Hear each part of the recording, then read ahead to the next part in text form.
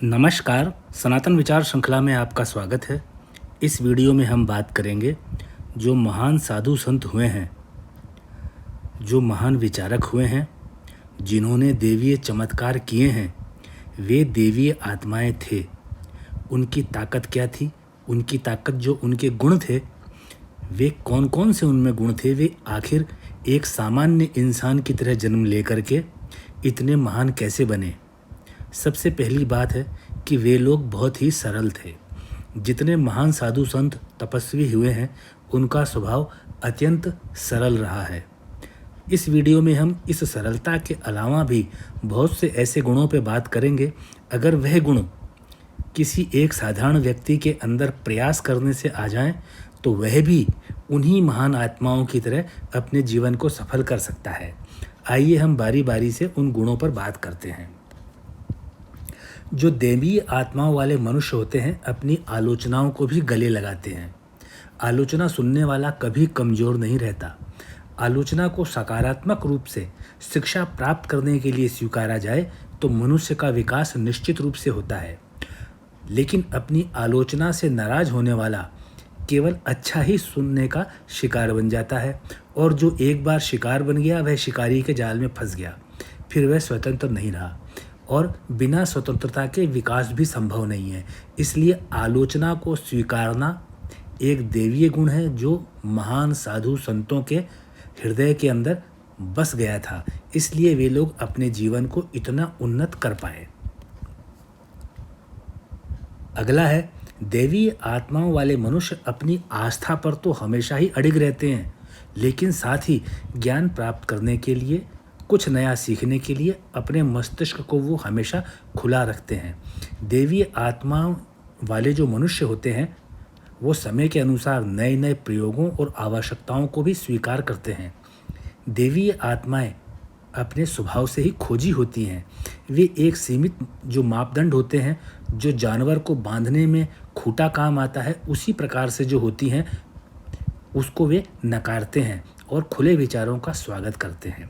इसलिए देवीय आत्माएं जो होती हैं, वे धारण करने वाले मनुष्य अपने जीवन लीला के बाद में भी विश्व में पूजे जाते हैं और उनके विचारों को सराहा जाता है। देवी आत्माओं वाले मनुष्य अपनी परवाह कभी नहीं करते। वे इस बात की चिंता नहीं करते कि वे दिखने में, अपने पहनावे में, शारीरिक बनावट में कैसे हैं। उनको हीनता की भावना कभी घेर नहीं सकती। वे अपने आप को किसी भी दूसरे से हीन नहीं मानते, और न ही वे किसी दूसरे को अपने से हीन मानते हैं। यह उनका गुण उन्हें सभी जीवों के प्रति प्रेम का सागर बहाने के लिए प्रेरित करता है। देवी आत्मा वाले मनुष्य हमेशा करुणा, प्रेम, दया, परोपकार और सहायता के लिए आगे बढ़कर रहते हैं। यह गुण एक साधारण से साधारण मनुष्य को भी क्षितिज की ऊंचाइयों तक लेकर जाता है। देवी आत्माओं वाले मनुष्य आत्मविश्वास और विनम्रता में संतुलन बनाना जानते हैं। ऐसे मनुष्यों के साथ यदि अशोभनीय व्यवहार भी किया जाता है, तब भी ये लोग कभी विचलित होकर के गाली के बदले गाली नहीं देते। ये लोग जानते हैं कि अच्छी तरह से स्वीकार कर चुके हुए होते हैं कि विनम्रता उनका अपना गुण है, और उनको पता होता है कि उन्होंने यह विनम्रता का गुण ऐसे ही समय को जीतने के लिए पाया है। जब इन मनुष्यों के साथ बुरा से बुरा व्यवहार भी किया जाता है, तब भी ये लोग विनम्र ही बने रहते हैं और अपने आत्मविश्वास से विश्व को चौंका देते हैं। जिसके अंदर विनम्रता और आत्मविश्वास एक दूसरे की प्रतिस्पर्धा में होंगे, वह बहुत बड़ा क्षमाशील होगा। देवी आत्माओं वाले मनुष्य किसी का ध्यान आकर्षित करने के लिए कभी कोई काम नहीं करते। ये लोग स्वभाव से इतने सरल होते हैं कि उनके सामने भीड़ में से हर कोई उनके दर्शन करके स्वतः ही आनंद पाता है। इनकी वाणी भी कोमल और रस से भरी होती है। ये बड़े ही सरल स्वभाव के होते हैं। ये लोग किसी का ध्यान आकर्षित इसलिए नहीं करना चाहते क्योंकि इनको किसी चीज़ में कोई रुचि नहीं होती। ये लोग जान चुके होते हैं कि एक मनुष्य किसी दूसरे मनुष्य को थोड़ा बहुत धन या थोड़ा बहुत सुविधा के अलावा कुछ और नहीं दे सकता, और इन लोगों की भौतिक वस्तुओं की भूख, लालसा, जिज्ञासा बहुत पहले ख़त्म हो चुकी होती है। वे उस भूख को ख़त्म कर चुके होते हैं। देवीय आत्माओं वाले मनुष्य का स्वभाव हमेशा एक समान रहता है। खुशी के अवसर पे वे लोग न तो ज़्यादा खुश होते हैं और दुख के अवसर पे वे लोग ज़्यादा दुखी भी नहीं होते। ये लोग मानते हैं कि परिवर्तन संसार का नियम है, विश्वास कर चुके होते हैं, इसी विश्वास के साथ जीते हैं कि परिवर्तन हर पल हर क्षण हो रहा है। यह परिवर्तन इतने सूक्ष्म रूप में हो रहा है कि इसका आभास सामान्य लोगों को नहीं होता। जब परिवर्तन की तीव्रता सामान्य से थोड़ी सी अधिक होती है तो सामान्य लोग इससे प्रभावित होते हैं और खुशी और तकलीफ का अनुभव करते हैं और सुख दुख उनको महसूस होते हैं।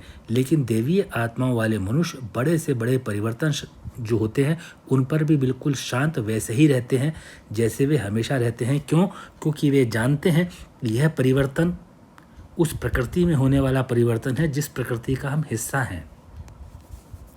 देवीय आत्माओं वाले मनुष्य के जीवन में सिद्धांत और उपदेश एक ही रहते हैं। वे उसी सिद्धांत का पालन करते हैं जिसका वे उपदेश दिया करते हैं।